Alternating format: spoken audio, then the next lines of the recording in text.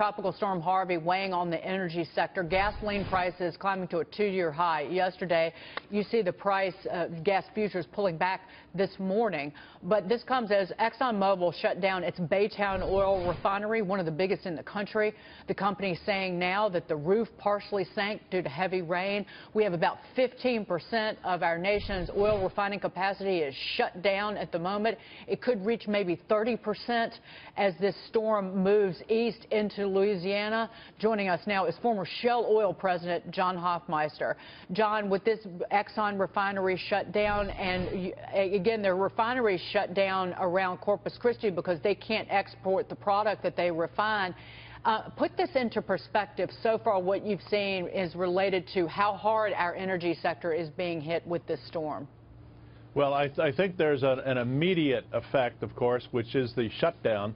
And that may continue for a week or more. Water is the enemy of a refinery. You really don't want water around. However, after Rita and Katrina, there was a lot of hardening of refineries in that whole region. And so people looked and saw what could be done. For example, lifting electricals up off the ground so that they're up high so that water can't reach them, so you don't short out your systems. And so you have a lot of resilience, and I think resilience is a key word. We'll see how the resilience works as they get rid of the water, as and when they can do that. But yes, it is a risk to the nation's energy supply to have 30% shut down if it comes to that. Louisiana has quite a number of refineries, as does Texas. And once you shut a refinery down, you're looking at a week to 10 days minimum to bring it back up safely. And of course, another problem is personnel. People are the first, level of concern in any refinery, and they have to take care of their families and their homes, and so their availability becomes quite a problem in operating a refinery. John, this is John Hilsenrath from the Wall Street Journal. In the past, we've tended to see gasoline prices spike for 2 to 4 weeks after a disaster like this. How do you see that playing out in this event? Because of those improvements that you've seen to refineries since Katrina, is it possible that we could get back to some state of normalcy a little bit quicker than we have in the past? It is possible. It depends upon how much real damage was done. I suspect in many cases the shutdowns will be for safety precaution rather than absolute damage. But it's too soon to tell. We won't know that for a while. But I don't see a spike lasting very long. John, Leah Gabriel here. We've heard about the refinery shutdowns, and we've talked about that. But when we talk about oil going to and from Corpus Christi, a lot of that's moving through pipelines. And, when we see this type of weather, we see problems with sinkholes, roads. What about the underground infrastructure? What do you expect the impact to be as far as oil pipeline throughput? Well, hopefully nothing. If the pipeline is properly constructed and if it's been properly maintained, while there's always the chance that if it's near a river, but generally those are sunk below rivers, so they would be safe from any deterioration. But there's always the risk, and it's a risk-based business. But I would hope that there is no pipeline damage as a result of this flooding. Michael Hopkins is here. John, he has a question. Hi, John. We're in the heart of the hurricane season. I'm wondering how well the oil industry is prepared for more hurricanes, and with this supposed to be, a higher level amount of hurricanes this year, whether the oil industry is, preparing and ready to go.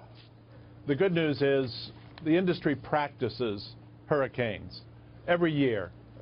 Companies have their own routines, but they have experienced people offshore, onshore, in the refineries, in the pipeline systems, and it's not just experience from having endured hurricanes, it's practicing what else could happen.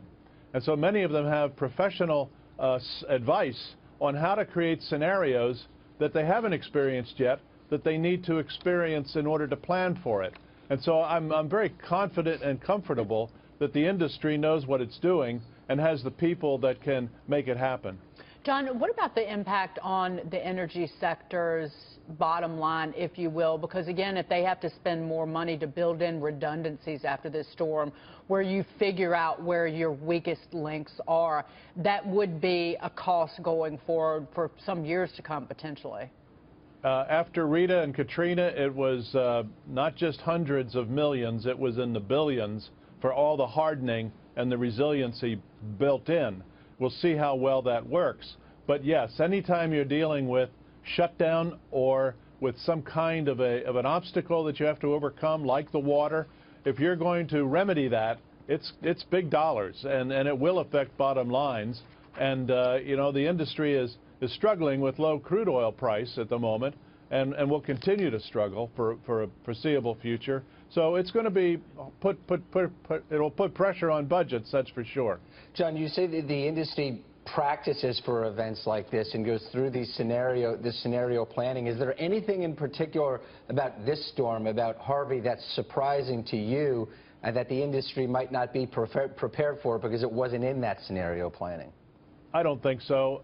The refineries that I'm familiar with are all located by water, either the Mississippi River in the case of Louisiana, or the Ship Channel in Houston, or the Bay Area in Corpus Christi.